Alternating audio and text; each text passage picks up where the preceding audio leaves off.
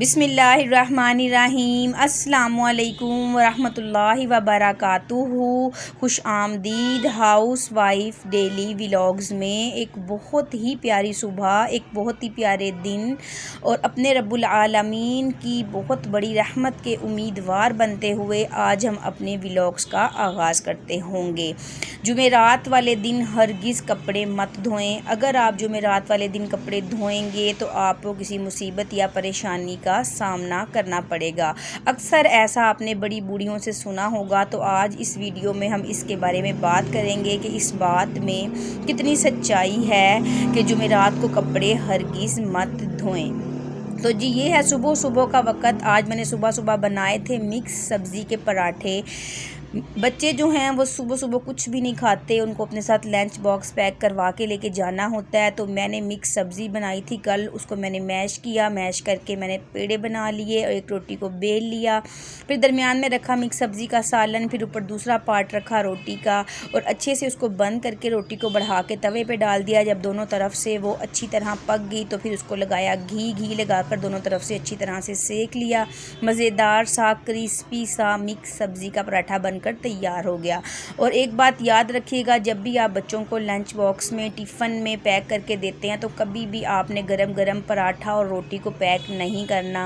अगर इसको आप गरम गरम पैक करके दे देंगे तो जो बच्चों को जो ब्रेक टाइम मिलेगा लंच के लिए वो तकरीबन 11 साढ़े 11 बजे के करीब मिलेगा। तो उस वक्त तक पराठा बहुत ज़्यादा ठंडा हो जाएगा, पसीना आने की वजह से ये गल जाएगा और बच्चे इसको खा नहीं पाएंगे। तो इसके लिए बेहतर है कि आप इसको पहले एक अखबार में थोड़ा सा पहले इसको ठंडा करें, इसकी जो भाप है वो निकाल लें। उसके बाद आप इसको एक अखबार में अच्छी तरीके से पैक करके फिर उनके टिफ़िन में रख दें। ले जी बच्चों को स्कूल रुखसत करने के बाद मैं आ गई हूँ छत पे। सुबह ही सुबह देखें कितनी प्यारी आज धूप निकली और कपड़ों का ढेर देखें आप, कितने ज़्यादा कपड़े जमा हुए हैं।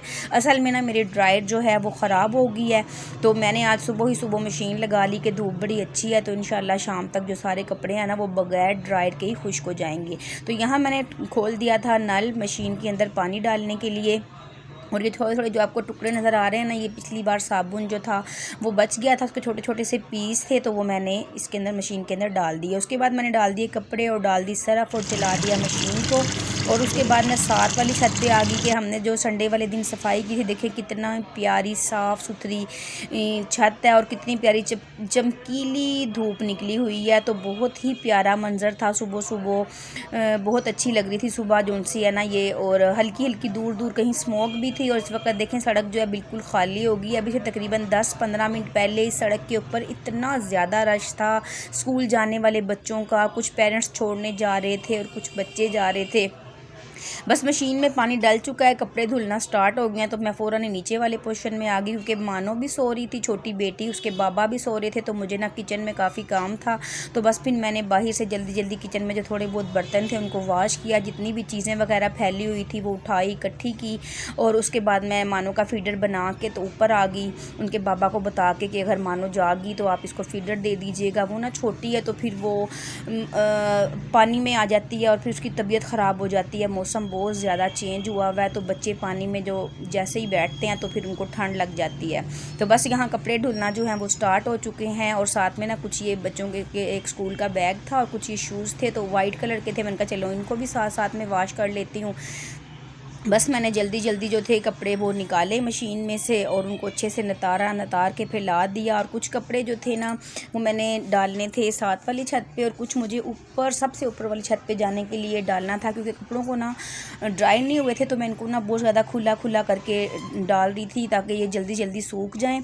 क्योंकि आपको पता है कि सर्दियों के दिन बहुत छोटे होते हैं, बहुत जल्दी शाम हो जाती है तो फिर कपड़ों ने ना गीला मतलब रह जाना था। बस ये जो ज़्यादा मोटे कपड़े थे स्वेटर वगैरह उनको मैंने ऐसे टोकरी में डाल लिया। मैं इनको ऊपर ले जाऊंगी, सबसे ऊपर मैं इनको वहाँ डाल के आऊँगी। बस मैंने फिर कपड़े वगैरह धो लिए, सारा काम ख़त्म किया, मशीनें वगैरह धोकर और सारा ऊपर से काम ख़त्म करके मैं नीचे आ गई। मैंने सारे जितने भी बिस्तर वगैरह थे वो झाड़ दिए और उनको तय बना के रखी और फिर किचन में आ गई बच्चों के बाबा के लिए नाश्ता बनाने के लिए। इस वक्त तकरीबन ये है टाइम 11 बजे के करीब और गैस बहुत ही कम हल्की हल्की गैस आ रही थी। बस दम वाली आंच पे ही मैंने बच्चों के बाबा के लिए चाय बनाई क्योंकि उनको काम के सिलसिले में जाना था तो उनको भी देर हो रही थी। तो बस फिर मैंने प्लेट ढकी ताकि जो चाय का जो बॉयल है ना वो जल्दी से चाय के इसके अंदर उबाल आ जाए 1-2 और चाय जो उनसे है ना वो अच्छे से बन के तैयार हो जाए।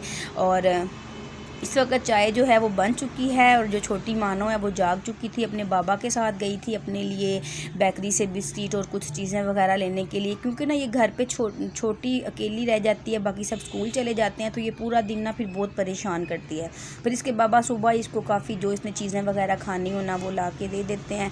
और ये सुबह सब्ज़ी वाला जो पराठा है ना ये छोटे बेटे के टिफ़िन में हाफ़ दिया था तो हाफ़ बच गया था, तो मैंने एक पराठा और साथ में बिस्किट ले लिया था। नाश्ते में बच्चों के बाबा ने सिर्फ बिस्किट खाया था। और दोपहर में कुछ देर आराम करने के बाद फिर दोपहर में ना मैंने आज बनाए थे हरे भरे कच्ची सब्जियों के पराठे।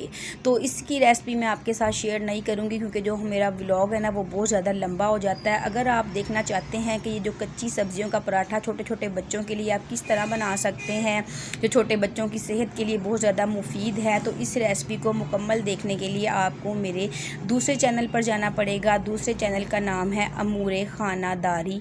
आप जाकर उस चैनल पर इस हरे भरे कच्ची सब्ज़ी से तैयार किए गए हेल्दी पराठों की रेसिपी जाकर देख सकते हैं। अपने बच्चों के लिए बनाएं, यकीनन ये आपको बहुत ज़्यादा पसंद आने वाले हैं। तो फिर खाना खाने के बाद मंगवा ली थी हमने बहुत ही मज़ेदार बारीक बारीक सी क्रिस्पी सी जलेबियाँ।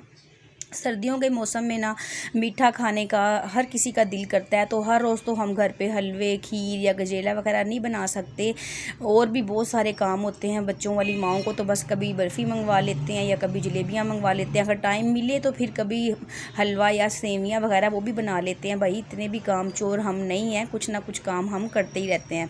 बहरहाल चाय पी, अच्छे से खाना खाया, अपनी जलेबियों को एंजॉय किया। उसके बाद फिर पूरे घर को साफ़ किया, साफ़ सफाई करने के बाद फिर कहीं जाकर मुझे थोड़ी देर रेस्ट करने का, आराम करने का मौका मिला। तो एक मदर जो होती है, एक माँ होती है, सारा दिन ही भागम भाग लगी होती है उसकी ज़िंदगी को। तो जो बात शुरू में की थी कि जुमेरात तो कपड़े नहीं धोने चाहिए, इस बात में किसी किस्म की भी सच्चाई नहीं है। ये मन घड़त बात है, दीन इस्लाम से इसका कोई ताल्लुक़ नहीं है। सब दिन अल्लाह ताला ही ने बनाए हैं।